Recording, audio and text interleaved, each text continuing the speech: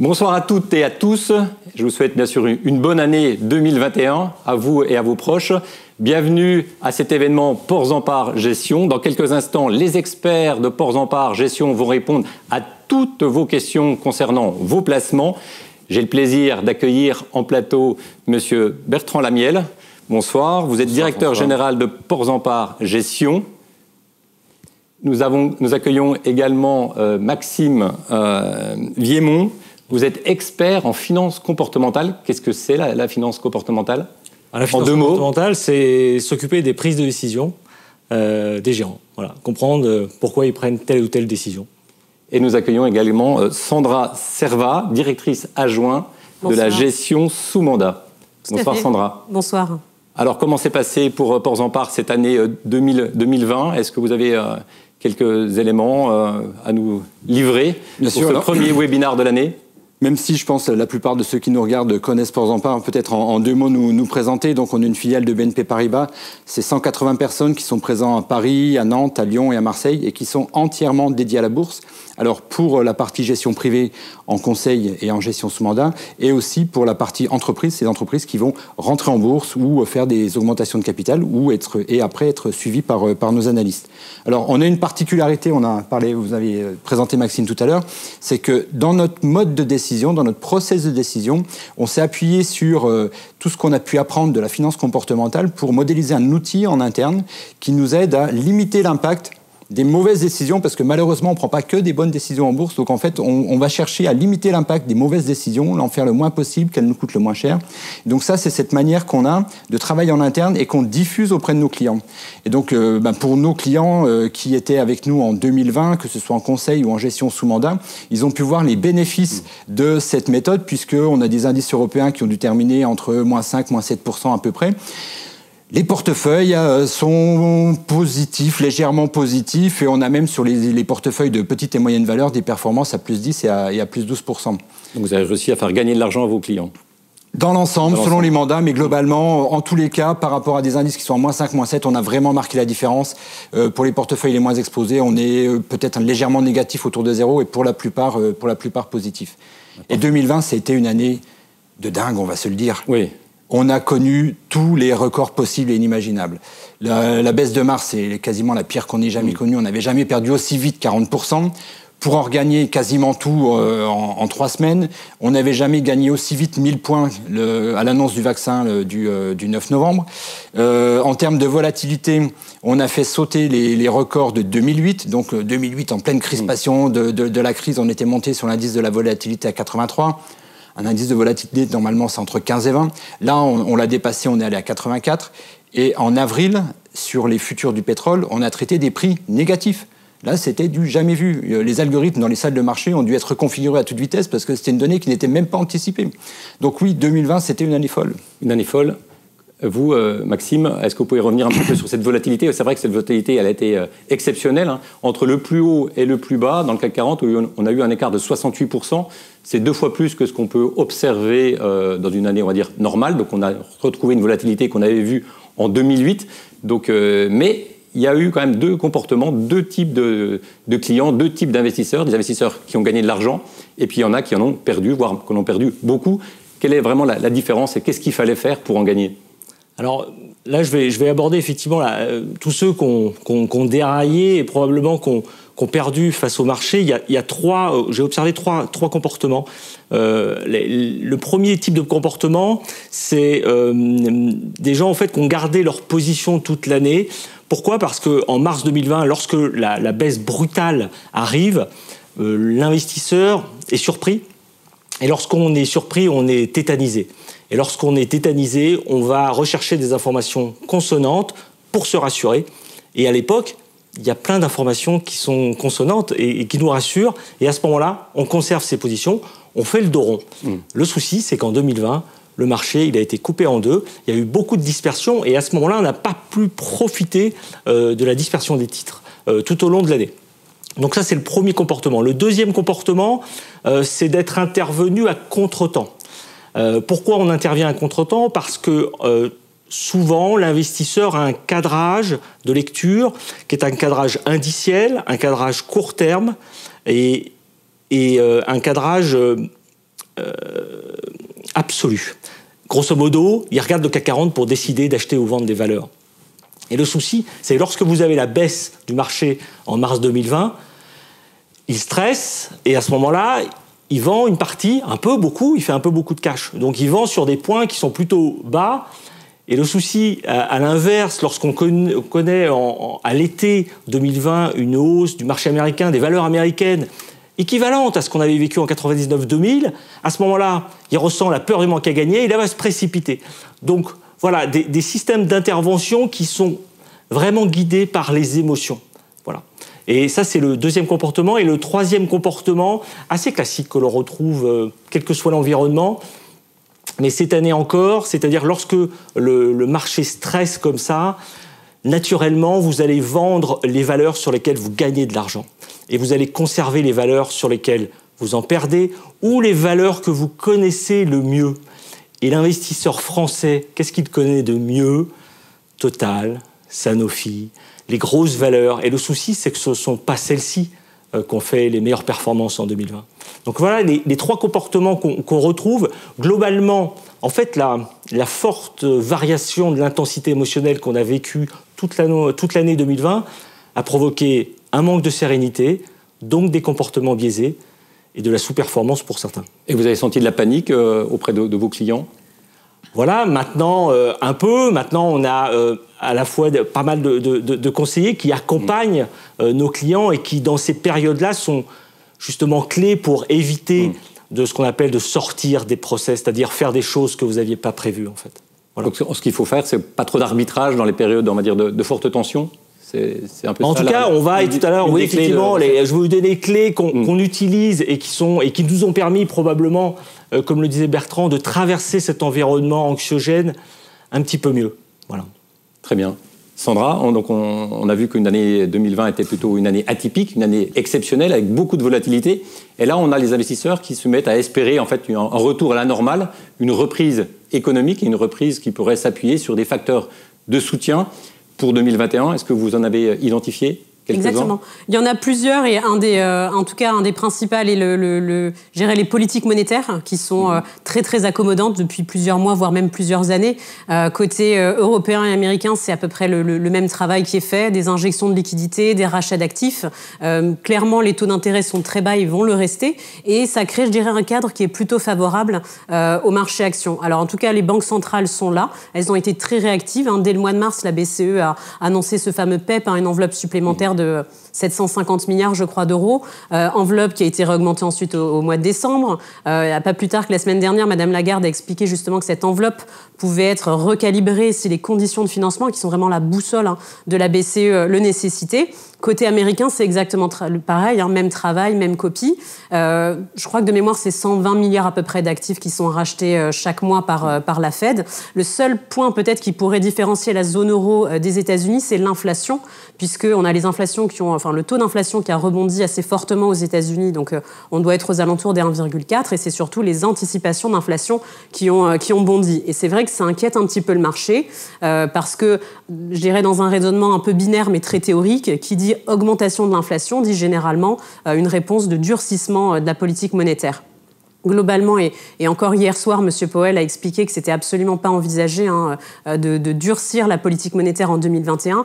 Alors, on va pas se mentir, de toute façon, la situation économique n'est pas suffisamment solide pour pouvoir, encaisser ce fameux tapering. Donc, globalement, 2021, que ce soit zone euro ou aux US, on devrait avoir des politiques monétaires très accommodantes, ultra accommodantes et plutôt favorables pour le marché action. Donc ça, c'est le premier facteur de soutien des banques centrales. Exactement. Qui injectent énormément d'argent, que ce soit aux États-Unis ou en Europe, ou même la banque du Japon. Est-ce que les plans de relance, pour vous, c'est quelque chose qui aura un impact positif sur l'ensemble de l'année? Normalement, on attendait le plan de relance de Joe Biden, alors, et on a des démocrates qui nous disent finalement, c'est peut-être pas tout de suite, les 1900 milliards, ce sera peut-être un peu moins, et ce sera peut-être à partir de mars. Exactement. Mais c'est quand même un élément alors, important. Ils ne sont pas encore lancés, même si en Europe, ça a déjà été voté, c'est pas encore lancé. Aux États-Unis, c'est vraiment, je dirais, on est en plein dedans, mais c'est vrai que là, il faut noter quand même qu'il y a une synchronisation entre politique monétaire, politique budgétaire. Vous l'avez noté, 1900 milliards pour le plan américain, c'est vraiment le bazooka américain, c'est un montant qui est colossal. On parle on reparle de 2008, en comparant les montants, c'était 780 milliards en pleine crise financière, ce fameux plan Obama. Aujourd'hui, c'est plus du double. Et globalement, ça devrait avoir un impact très positif sur la relance. Alors, je le compare, je dirais, comme un gros plan keynésien, on va dire, auquel on rajoute un petit peu d'hélicoptère-monnaie. Donc, c'est cette fameuse distribution directe à la population, les fameux chèques dont on a beaucoup parlé. Et à côté de ça, on devrait avoir aussi une augmentation du salaire horaire. Donc, l'idée, c'est vraiment choquer positivement la consommation, la relancer. C'est d'ailleurs le plus gros poids dans le PIB américain. Côté Europe, là aussi, ça fait déjà un petit moment qu'on en parle. On a un peu plus de détails puisque ça a déjà été annoncé depuis le mois de juillet dernier. C'est le fameux plan donc, de 750 milliards en zone euro, le Next Generation EU. Et je dirais ici, la grande nouveauté, c'est qu'on va avoir un gros focus sur la digitalisation. Et surtout, on en a beaucoup parlé, ce fameux Green Deal. Donc un gros effort sera fait sur la transition écologique. Les pays ont tous, je dirais, adapté un petit peu les plans de relance pour faire des plans nationaux. Et en France, on note trois grandes directives. La première, c'est la rénovation énergétique. Un focus sur le transport et notamment le transport ferroviaire. Et on a bien évidemment tout ce qui est énergie renouvelable avec le solaire et l'hydrogène en tête de gondole. Et je dirais aussi, juste pour préciser, les grands gagnants, en tout cas en France, mais c'est le cas également en Europe, ça va être les petites et moyennes entreprises, puisque un quart de ce grand budget sera à destination des petites et moyennes entreprises. Donc ça devrait choquer en tout cas positivement. Exactement. C'est pas encore intégré dans les cours de bourse ou... C'est pas encore intégré. En tout cas, ces dernières semaines, ça commence à être désintégré. Oui, absolument. Donc là, on a vu deux grands facteurs de soutien, les plans de relance, la politique monétaire très accommodante des banques centrales. La micro, j'imagine que ça compte aussi. Là, on est en pleine période de publication des résultats annuels. On a vu avec plutôt des résultats, j'ai envie de dire, plutôt rassurants du côté des États-Unis, mais également en Europe et en France. On a eu Microsoft, LVMH, Saint-Gobain.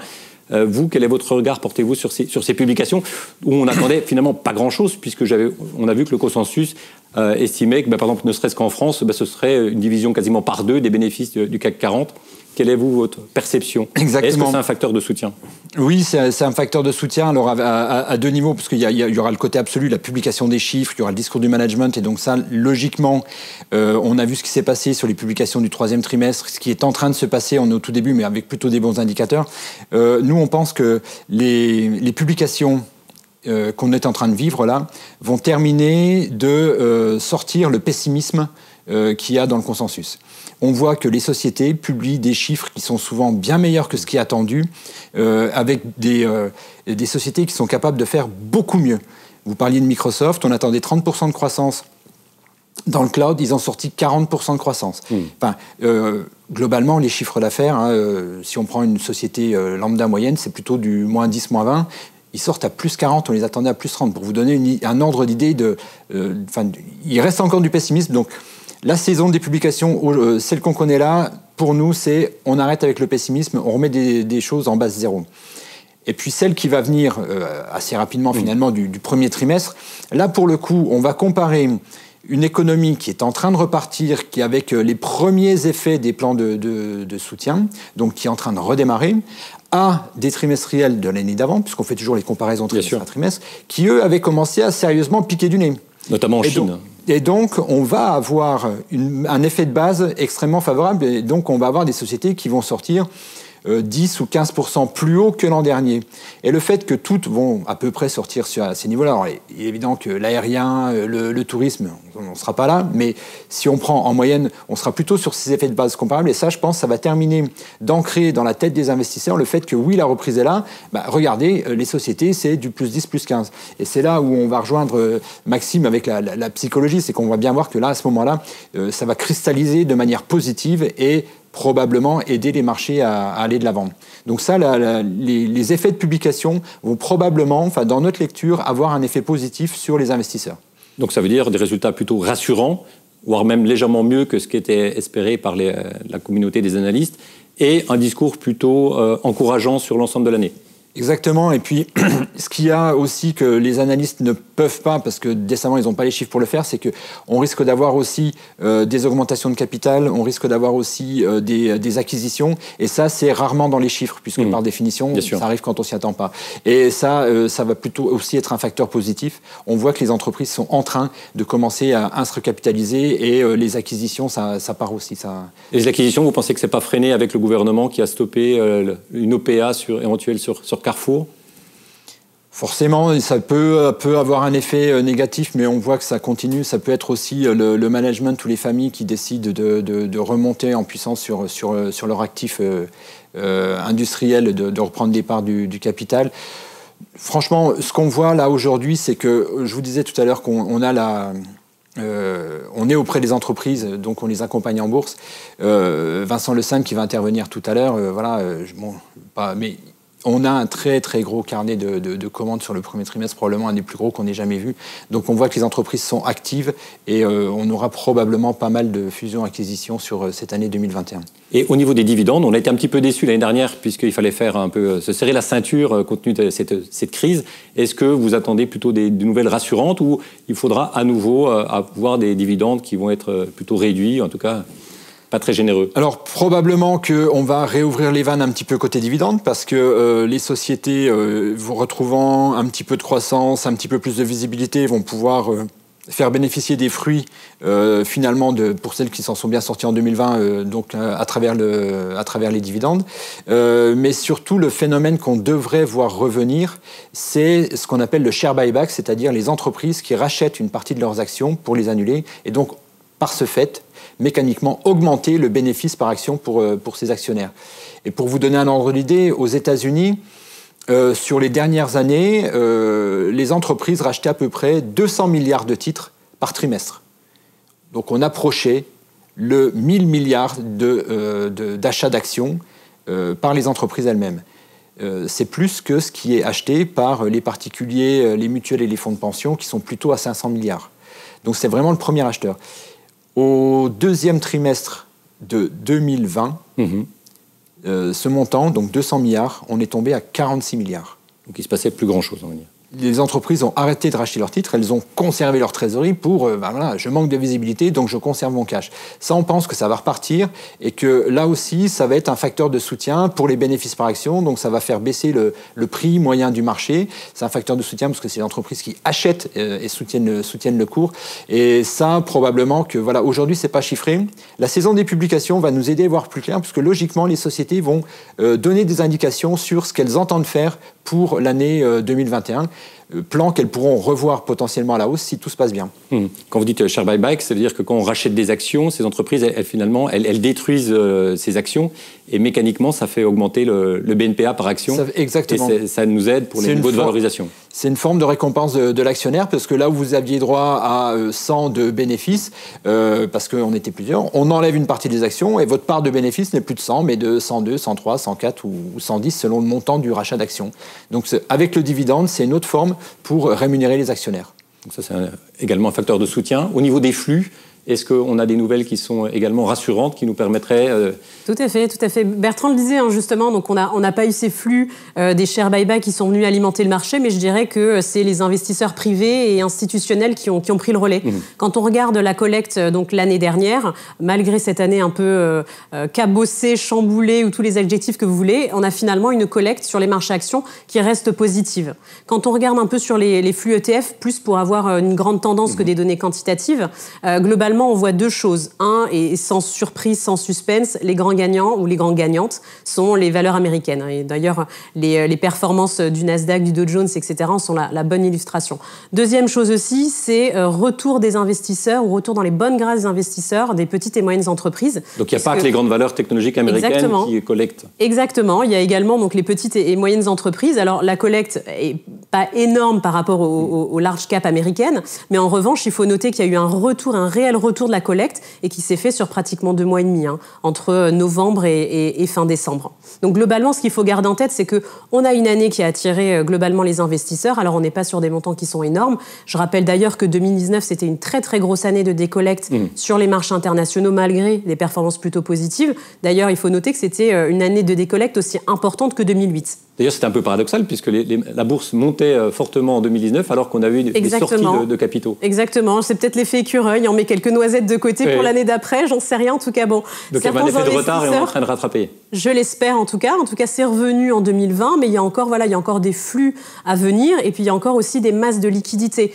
Puisque si on prend juste la situation française, le taux d'épargne est très important. Bon, ça a été un des stigmates du Covid. Les Français ont épargné. Je crois que la Banque de France parlait de 26% de taux d'épargne, 130 milliards d'euros, c'est énorme. Donc voilà, mécaniquement, il y aura des flux certainement sur le marché. Les liquidités sont là.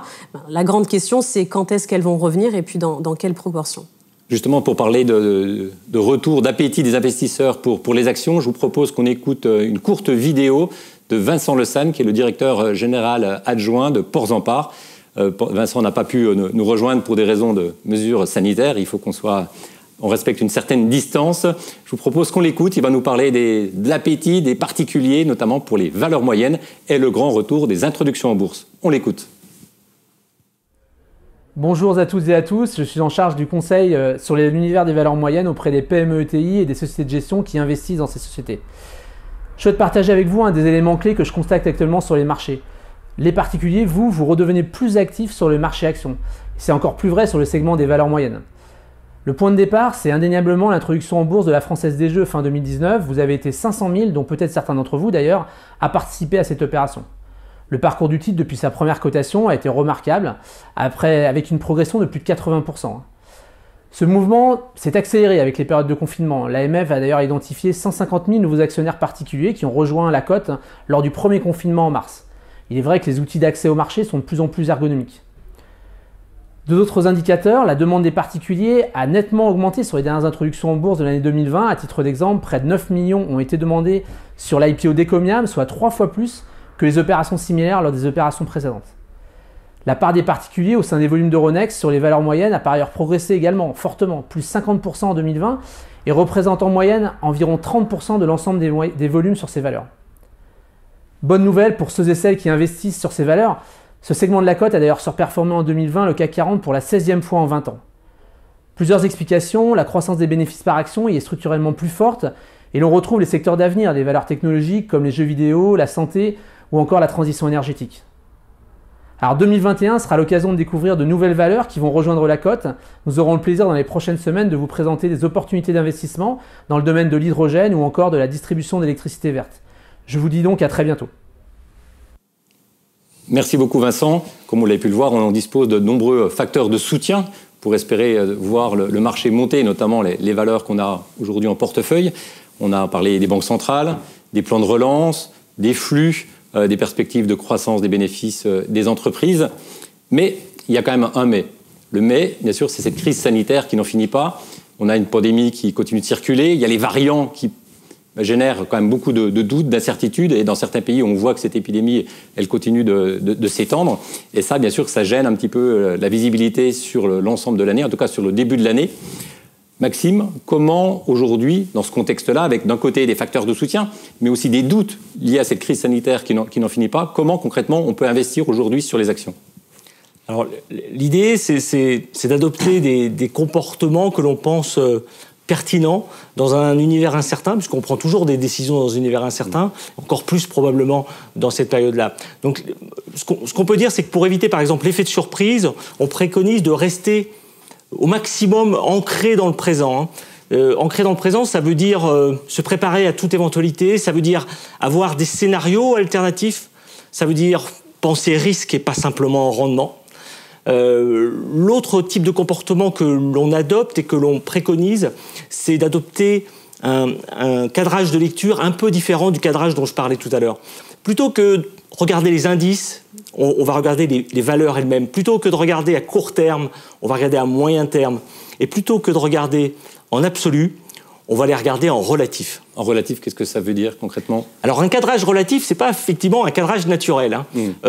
En absolu, je prends un exemple simple, le BNP Paribas, vous regardez l'évolution de la valeur. Bon, tout le monde a en tête l'évolution de la valeur de BNP Paribas. Si on la regarde vis-à-vis de son marché de référence, par exemple le marché français, là on va essayer de comprendre si elle est en train de surperformer et sous-performer. Alors on peut faire cet exercice-là par rapport au marché de référence, mais on peut le faire par rapport au secteur de référence. Comment BNP BNP Paribas évolue par rapport au secteur bancaire en Europe. Et là, on va essayer de détecter les leaders et on va s'écarter des laggers. Donc ce cadrage de lecture nous permet, de rester investi, parce qu'on a vu que c'est une grande difficulté lorsqu'on investit sur les marchés actions. On est toujours tenté de faire du on-off, c'est-à-dire de sortir, et toute la difficulté, c'est de rester investi.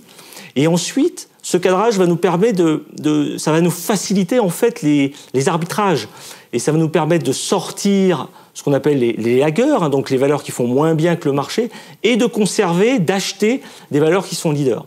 Donc ça, c'est un comportement qu'on pense être intéressant, notamment dans cette phase de marché-là. Bon, bien entendu, on l'a évoqué tout à l'heure, on pense qu'être accompagné par un conseiller, spécifiquement dans cette période-là, c'est intéressant parce qu'il va vous permettre, parce qu'il ne supporte pas la pression émotionnelle de vos positions, il va vous permettre de rester investi et d'appliquer le processus d'investissement dans la longueur. On sait que la vraie difficulté, c'est aussi d'être discipliné dans la longueur lorsqu'on investit sur le marché des actions. Et puis le dernier point, c'est probablement de s'ouvrir à beaucoup de valeurs ou à un univers très large. Chez Portzamparc, on suit 2000 valeurs en France, en zone euro, en zone Europe et aux États-Unis. Et lorsque vous suivez un univers très large de valeurs, vous trouvez toujours des opportunités. Et si on fait cet exercice-là en ce moment, sur nos 2000 valeurs, la majeure partie des leaders, en fait, se trouvent dans le segment des petites et moyennes capitalisations à autour de 70%. Donc c'est extrêmement important. Dans un portefeuille, vous conseillez, donc vous suivez 2000 valeurs. Pour un client, j'ai envie de dire lambda, vous lui conseillez d'avoir combien de valeurs dans son portefeuille?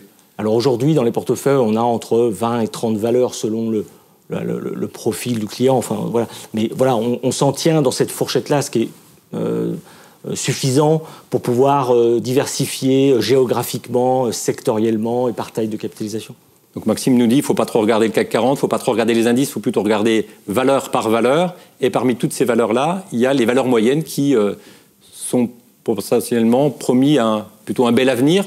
C'est quelque chose que vous oui, partagez, exactement, ça puisque dans l'outil qu'on a là, dans notre screener, on va regarder les dossiers par rapport à leur secteur, par rapport au marché, mais aussi on regarde est-ce que la taille de valeur est un facteur qui permet de faire la différence. Et on s'est aperçu que voilà, 2018-2019, c'était des années compliquées où il y avait une sous-performance. Et cette sous-performance, franchement, c'est anormal au sens statistique du terme.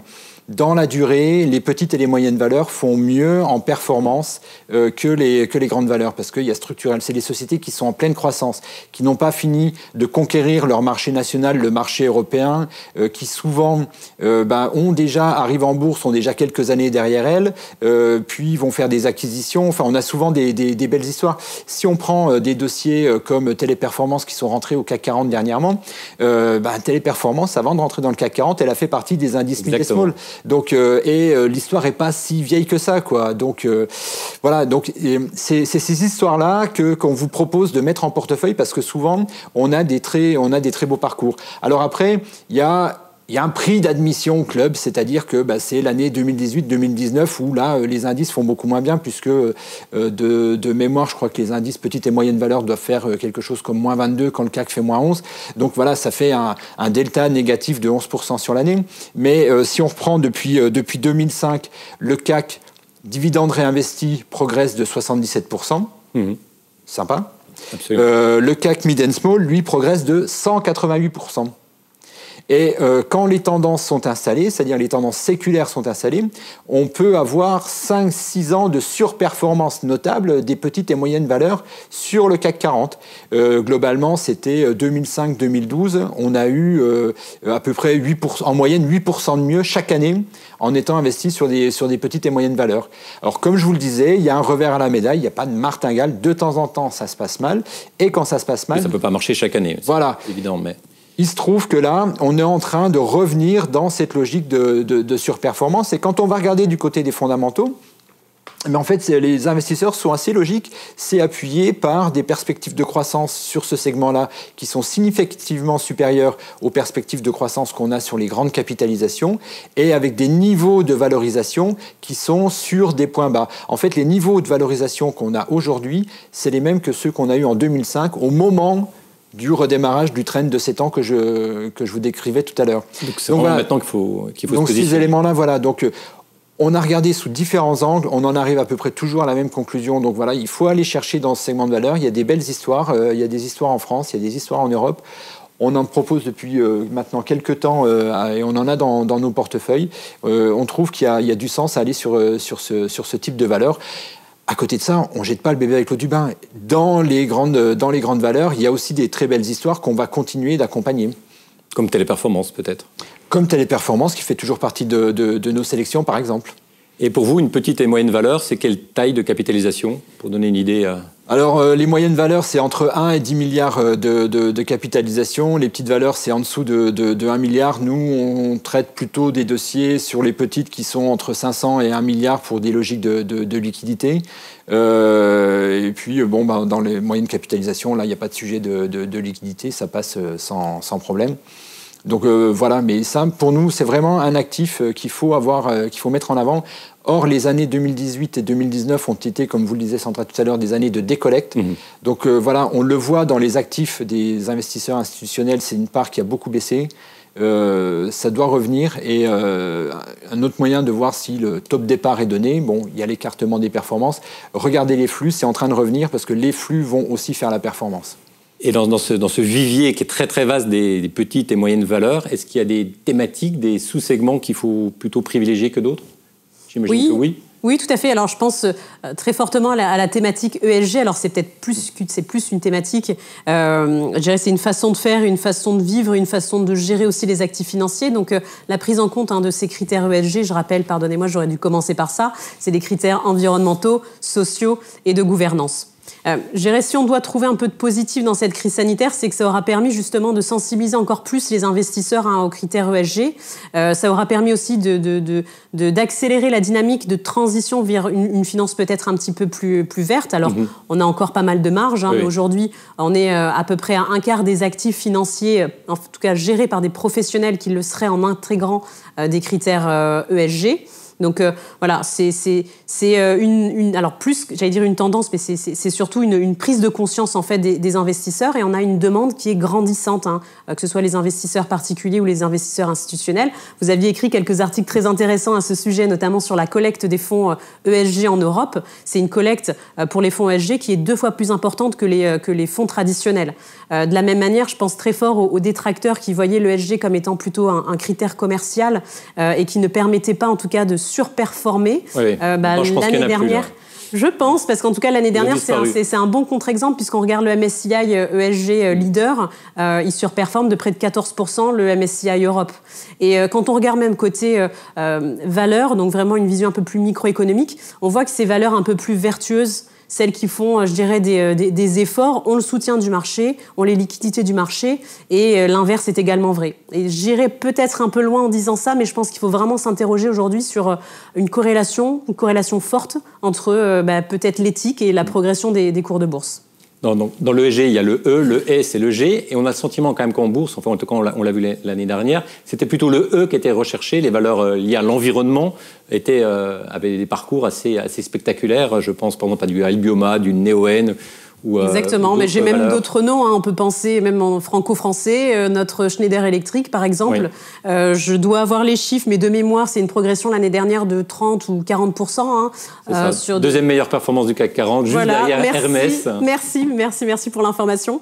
C'est une société qui fait beaucoup et qui a depuis très longtemps une thématique verte et qui a mis en place, donc c'est vraiment le cœur de métier de Schneider Electric, mais une plateforme digitale qui permet aux entreprises d'avoir un audit sur la consommation d'électricité avec des solutions clés en main, avec des produits moins énergivores, avec une autre façon de consommer l'électricité. Mais il y en a d'autres, on pourrait en citer énormément, mais Tomra également, qui est une société norvégienne, qui est dans la collecte, le tri, le recyclage des matières plastiques, qui œuvre aussi pour réduire le gaspillage alimentaire, qui a fait des machines un petit peu high-tech et qui permettent aux agriculteurs de trier les cultures pour éviter les pertes. Je pense à Sika aussi. Alors bon, là, on est vraiment le dur, hein, dans le mortier, les solvants, etc. Donc on va dire que c'est une société qui est plus verte foncée, mais en tout cas voilà, elle fait des efforts. Il y a vraiment beaucoup de recherche et développement pour avoir des produits plus respectueux de l'environnement et surtout permettant d'avoir une meilleure efficacité énergétique, parce que je rappelle, hein, j'aurais dû peut-être commencer par ça, c'est un des leaders dans l'isolation et notamment l'isolation thermique et qui sera donc un grand gagnant aussi des plans de relance. Je m'arrête là parce que je pourrais en donner encore au moins une quinzaine d'exemples. On cherche tous des idées d'investissement. Mais il y en a énormément, on va en garder un petit peu pour tout à l'heure. Et en dehors de cette thématique ESG, et notamment verte, est-ce qu'il y a une autre thématique qui fonctionne bien pour le segment des valeurs moyennes? Alors, ça va être plutôt plus qu'une thématique, ça va être une façon de faire. Je pense qu'on a peut-être même un visuel à l'appui. Oui, je crois qu'on a un slide. Ce sera peut-être plus facile. Pour expliquer. Et en termes de construction de portefeuille, je ne sais pas, Bertrand, si tu veux enchaîner. Je sais pas si on voit. Donc il y a un slide qui devrait apparaître. Et donc voilà. Donc vous nous commentez. Oui. On essaie de mettre des couleurs qui font très vite comprendre. Hein. Vert, c'est sympa, et rouge, ça l'est moins. Donc, très bien, donc il faut acheter dans le vert. Hein. Voilà. Donc là, en fait, vous avez un exemple de valeur qui, sur l'axe vertical, quand vous êtes tout en bas, c'est que vous avez des valorisations qui sont un peu chères et des perspectives qui ne sont pas exceptionnelles. Inversement, quand vous êtes sur le haut, c'est que vous avez une valorisation très abordable et des perspectives très fortes. Et sur l'axe horizontal, si vous êtes complètement dans le quartier 1, donc les quartiers 1 et 2, Q1, Q2, dans le vert, ça veut dire que le titre a un comportement intéressant, c'est-à-dire que souvent dans son secteur, c'est un leader de son secteur en termes de comportement boursier, c'est-à-dire que voilà, il a tendance à aller plus vite que les autres quand ça monte, à baisser moins vite quand ça baisse, voire à ne pas baisser quand le marché baisse, à mieux se comporter contre le marché et souvent avoir un comportement absolu haussier. Et inversement, quand vous êtes en Q3 ou en Q4, vous avez des titres là qui sont en train de dérailler gentiment, c'est-à-dire qui avancent beaucoup moins vite que le marché, qui ont tendance à baisser plus fort quand le marché prend du recul. Donc, et on sait que les tendances durent longtemps. Hein. Tout ce système-là, on l'a backtesté sur une trentaine d'années, c'est ça, Maxime? Oui, depuis que les indices, en tout cas globaux, existent, les indices sectoriels, on l'applique d'ailleurs surtout, les indices globaux, les indices sectoriels, les valeurs, bien entendu, hein, pour essayer de comprendre, puisqu'on a un univers qui est extrêmement large, où se situe. Ça permet de mapper, en fait, tous les titres. Et de s'intéresser, comme l'a dit Bertrand, aux sociétés qui se comportent bien dans le marché, qui sont pas trop chères et qui sont des leaders en fait. Et donc s'intéresser à ces dossiers qui sont dans le carré vert. Alors l'argument qui peut nous être opposé, c'est de dire oui, mais c'est déjà bien monté, sauf que en fait on est sur un marché action, il n'y a pas de limite. Hein, ça peut monter très fort et on a des titres qui sont capables d'enchaîner plusieurs années de hausse consécutive avec des hausses qui sont des fois très importantes. Donc typiquement un dossier comme Sartorius Stedim qui a dû faire 160% l'an dernier. Oui, François, je vous teste. Les plus grandes forces. Voilà, c'est ça. On était déjà à 30 ou 40% l'année d'avant, donc on peut dire 30 ou 40 c'est bien, on s'arrête là. Non, derrière ça réenchaîne et ça va très vite. Donc vous nous dites quoi, Bertrand, là concrètement? Ça veut dire que le prix de revient, il ne faut pas forcément le regarder, il faut plutôt étudier l'histoire et se projeter sur est-ce que la croissance sera toujours au rendez-vous? C'est un peu ça que vous nous dites. Le prix de revient, c'est une encre. Le prix de revient, c'est une encre parce qu'en fait, que vous ayez acheté il y a 10 ans ou il y a 2 ans, cher ou pas cher, ça n'a aucun impact sur le comportement du cours de bourse. Hein. Le patron de la société, il s'en moque un peu, excusez-moi, de savoir à quel prix vous avez acheté. Il fait son boulot, ça avance, le cours de bourse suit ou pas. Mais en fait, que vous ayez acheté cher ou pas cher, ça n'a aucune incidence sur ce qui va se passer ensuite. Donc il faut véritablement regarder. Donc si les tendances sont toujours en place, si vous avez un titre qui reste fort dans son secteur, qui reste fort contre le marché, la probabilité que ça se retourne est extrêmement faible. La probabilité que la tendance continue, elle est extrêmement forte. Et de toute façon, si jamais ça devait se retourner, on va avoir des indicateurs qui se dégradent. Donc on aura le temps de sortir, on ne sortira pas forcément plus haut, mais on aura exploité au maximum la tendance. Et c'est bien parce qu'on est capable de détenir dans la durée un Sartorius Stedim qui... Si vous avez une ou deux valeurs comme Sartorius Stedim dans votre portefeuille, vous pouvez faire des erreurs à côté. Hein. Bien sûr. À la fin, ça se passe plutôt pas mal. Donc voilà, c'est exploiter au maximum les grandes tendances, réussir à les garder, c'est ça le sujet. Et de l'autre côté, ces signaux de dégradation, les entendre, les mettre en application, réduire les positions en portefeuille, voire sortir le titre. Justement, Maxime, comment on gère ces erreurs? Parce que j'ai envie de dire, en bourse, en tant qu'observateur, en tant que journaliste, je me rends compte que c'est peut-être plus facile d'acheter un titre que de le vendre. Est-ce que vos clients rencontrent ce même souci que le mien? Eh bien, écoutez, on a probablement que voilà, nos ennemis numéro 1, Bertrand vient d'en parler, ce sont à la fois le prix d'achat, donc le prix de revient. Donc ça, on a compris, il ne faut pas trop le regarder. Et la date d'achat. À la date aussi. C'est une autre encre. Donc en fait, et ça on le sait depuis longtemps, parce que la recherche comportementale, on parle depuis... Pourquoi la date? Ça veut dire qu'on n'aime pas garder des titres trop longtemps ou Il y a deux choses. Si vous prenez une valeur et que ça se passe assez mal assez rapidement, vous ne pouvez pas accepter rapidement d'avoir tort. Vous devez... Oui, vous devez vous laisser... Voilà, vous pouvez avoir tort, mais dans 6 mois ou dans 1 an, mais pas tout de suite. Le souci, c'est que le marché, lui, s'en fiche un peu. Hein. Et la performance de votre portefeuille aussi. Donc l'idée, c'est de se séparer de ces encres-là. Et nous, on sait tout ça depuis très longtemps. Mais pour mettre en application au quotidien, on a recréé des outils où on n'a plus les dates d'achat, où on n'a plus les prix d'achat. Ah, vous supprimez carrément? On supprime complètement. Et je vous propose de regarder votre portefeuille sans les prix d'achat, sans les dates d'achat. Et qui dit pas de date d'achat ni de prix d'achat, dit vous ne savez pas si vous gagnez de l'argent dessus. D'accord. Et ça, c'est vraiment la clé, à notre sens, pour sortir de ces encres-là et pour regarder la perspective. Et ce qui nous intéresse, c'est effectivement, est-ce que la société va continuer à se comporter? Donc on ne regarde pas dans le rétroviseur, on regarde vraiment devant. Voilà, mais le souci, c'est tout ce que je viens de dire, c'est pas naturel du tout. D'où le besoin de coaching. D'être accompagné des gérants ou des conseillers qui accompagnent leurs propres clients sur ces thématiques bien précises. Très bien, merci beaucoup. Je vous propose, maintenant que j'imagine que vous êtes bien armés pour faire des investissements en 2021, je vous propose de passer au jeu des questions-réponses. On a déjà beaucoup de questions qui ont été posées. Alors je ne les pose pas forcément dans l'ordre. On va commencer par Anne, qui nous demande quelle est votre position au sujet des biotech françaises. Là, on est dans les valeurs moyennes, ça monte, j'ai envie de dire, fortement. Après des années aussi difficiles, mais là, on voit que des sociétés comme Carmat, comme Valneva ont flambé en bourse. Est-ce que vous avez un avis là-dessus? Et j'imagine qu'en termes de coaching, faut être habitué un peu aux montagnes russes, parce qu'il y a une volatilité qui est souvent extrême sur ces sociétés qui n'ont même pas de chiffre d'affaires. Voilà, alors la première question à se poser, c'est pourquoi on va sur les biotech. Donc souvent, les clients qui vont sur les biotech, il y a ce côté un petit peu... Je peux faire une très grosse performance rapidement. Enfin, il y a cette logique où je veux véritablement... j'accepte le risque.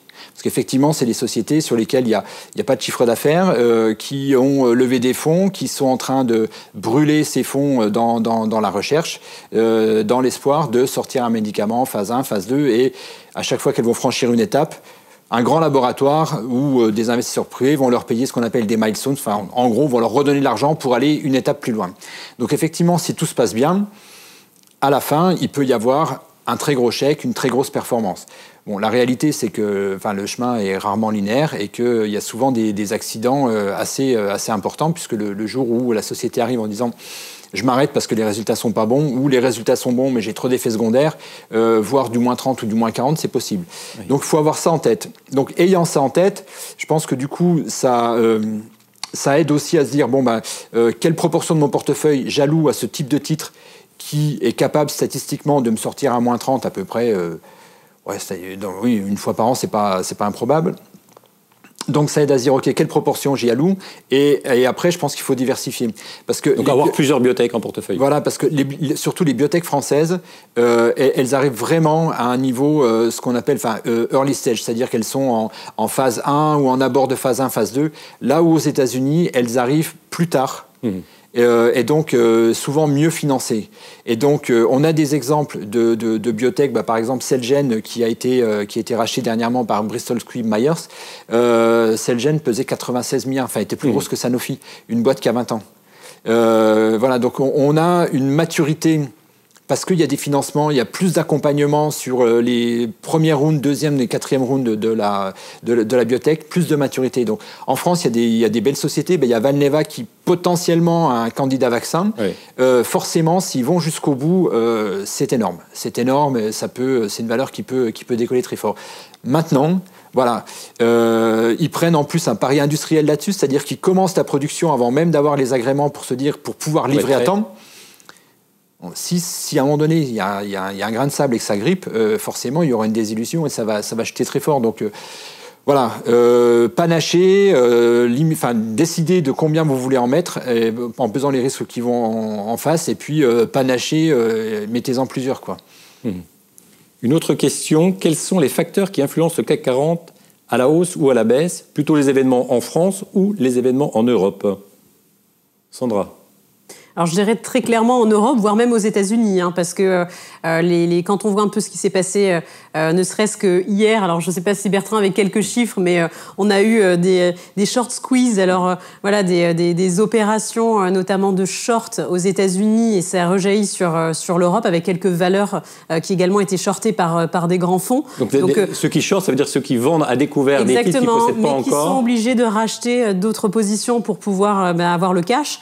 Donc il y a eu pas mal d'éléments, notamment hier et encore aujourd'hui, ça a rejailli sur le CAC 40. Mais je dirais l'Europe de manière générale et les États-Unis sont de toute façon fortement corrélés. D'accord. Donc, avec un marché peut-être directeur plutôt américain? Plutôt. C'est plutôt la locomotive, effectivement. J'ai une autre question de Patrick. J'ai des actions ADP, donc Aéroport de Paris. Dois-je les garder ou les vendre?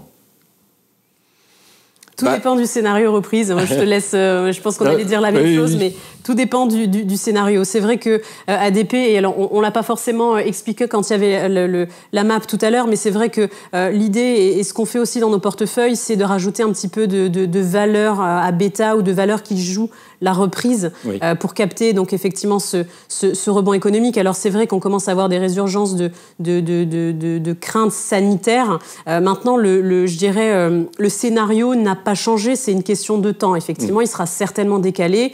Les gens pensaient effectivement qu'on allait avoir un rebond assez rapide de l'économie au S1. Ce sera peut-être certainement au S2. Maintenant, le scénario lui-même n'a pas changé. Donc, pour cette personne qui a effectivement des ADP, c'est une question aussi de temps.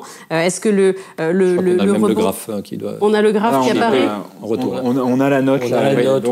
Qui est d'une note intermédiaire, voilà, 56. Donc c'est pas un leader, ça on le sait, mais c'est pas non plus un. C'est peut-être aussi justifié parce que voilà, les déplacements sont pas encore prévus. On est entre deux coronavirus qui circulent. Et quand on voit le parcours de ADP, ça a été un rebond spectaculaire à partir du mois de novembre, c'est tout à fait normal. Et ensuite, depuis le début de l'année, c'est corrélé, je dirais, aux craintes sanitaires. Hubert vous demande votre avis sur les foncières. J'ai un portefeuille de valeurs foncières pour avoir un complément de revenus, mais j'ai une grosse perte en 2020. Que me conseillez-vous? Alors, on ne sait pas si c'est des foncières de commerce ou c'est des foncières d'habitation, ou de logement, de bureaux.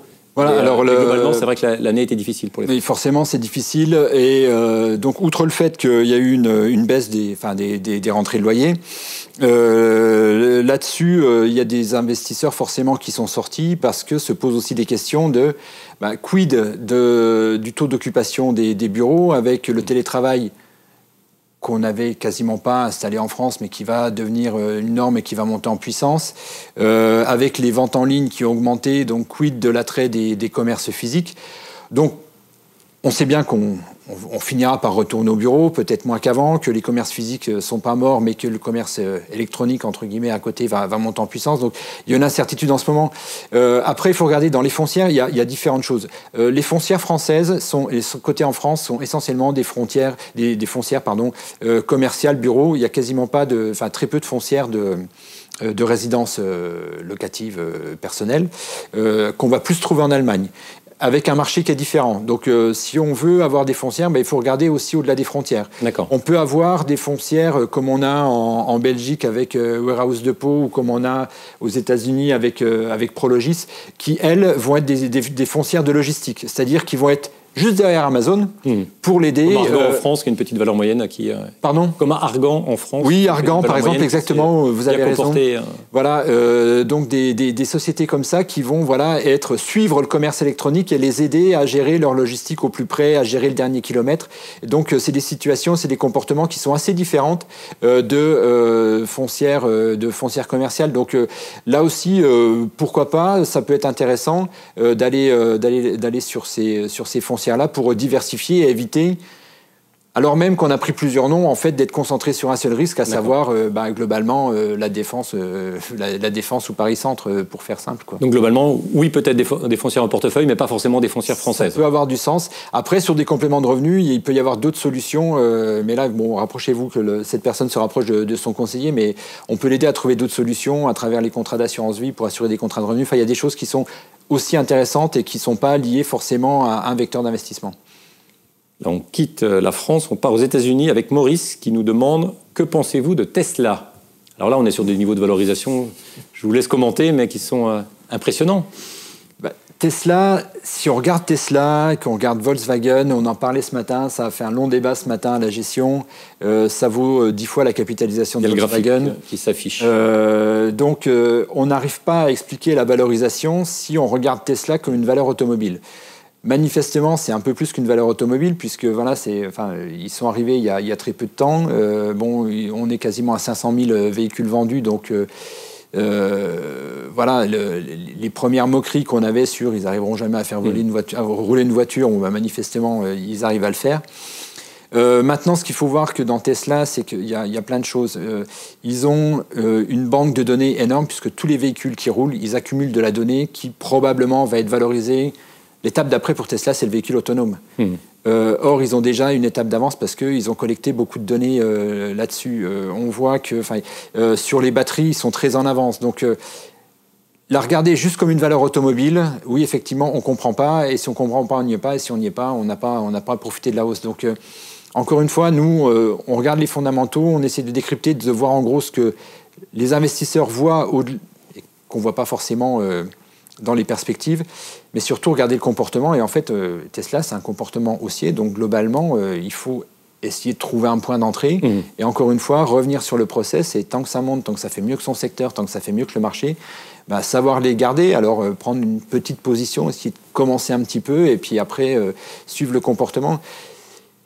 Évidemment, un jour, il peut y arriver un incident industriel, on se rend compte que finalement, Volkswagen fait des voitures électriques qui sont sympas, il peut y avoir un détour, se dire, voilà, il peut y avoir de la souffrance.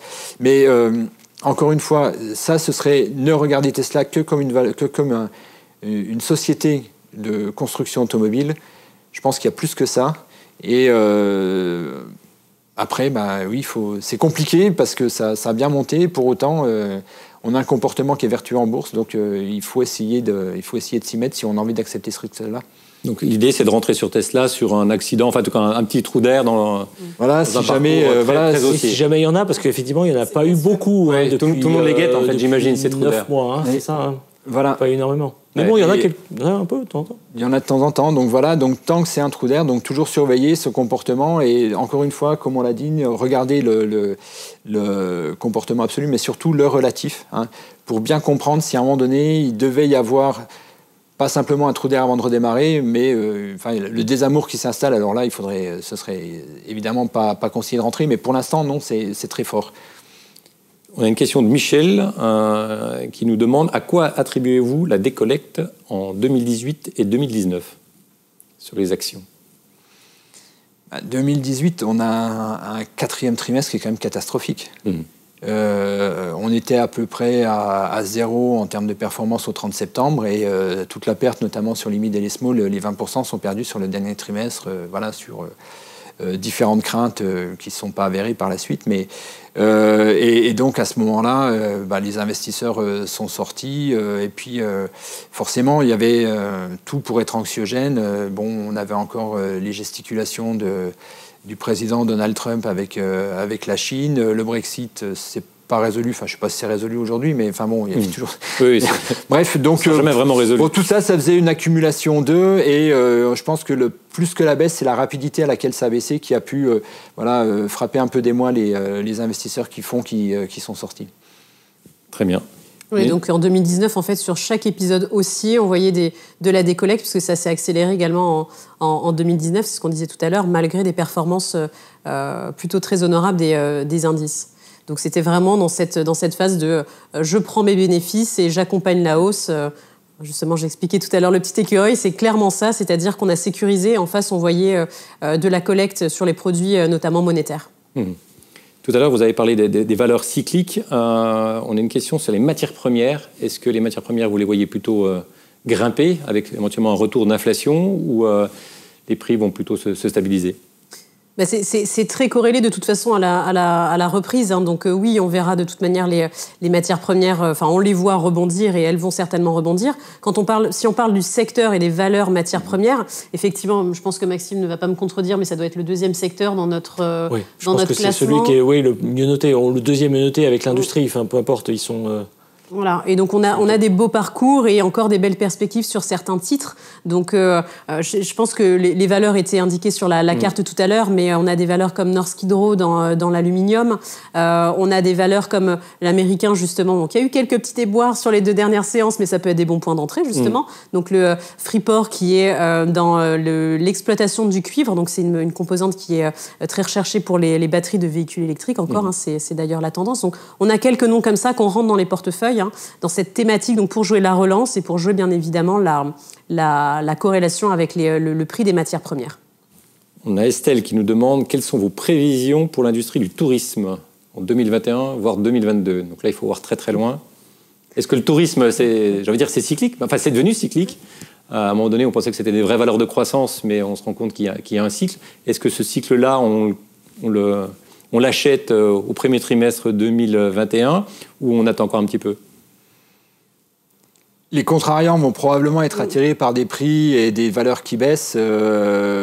Inversement, les gens qui sont plus dans des logiques de suivi de tendance attendront qu'il y ait un redémarrage, qu'on commence à avoir un peu plus de bonnes nouvelles pour pouvoir s'inscrire dans des titres qui seront véritablement partis, qui ne vont pas faire juste un faux départ. Parce que le faux départ, on l'a eu, hein, c'était le 9 novembre, le vaccin. Tous ces dossiers-là remonte, c'est logique, c'est tellement sous-valorisé que sur le principe, c'était pas usurpé. Maintenant, comme un titre, pour qu'il monte, il ne faut pas simplement qu'il soit sous-valorisé, il faut aussi qu'il y ait un momentum de bonnes nouvelles qui l'alimente régulièrement.